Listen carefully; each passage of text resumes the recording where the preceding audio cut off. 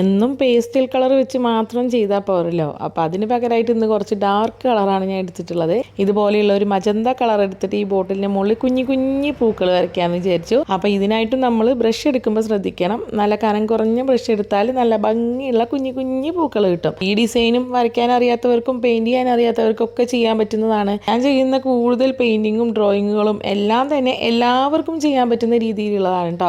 ഞാൻ എപ്പോഴും കാണിക്കുന്ന പെയിൻറ്റിങ്ങുകളെല്ലാം ഭയങ്കര സിമ്പിളായിരിക്കും. അതുപോലെ തന്നെ ഡ്രോയിങ് ആണെന്നുണ്ടെങ്കിലും എല്ലാം സിമ്പിളായിരിക്കും. കാരണം ഞാനും അങ്ങനെ ഒരുപാട് വരയ്ക്കാൻ അറിയുന്ന ആളൊന്നല്ല.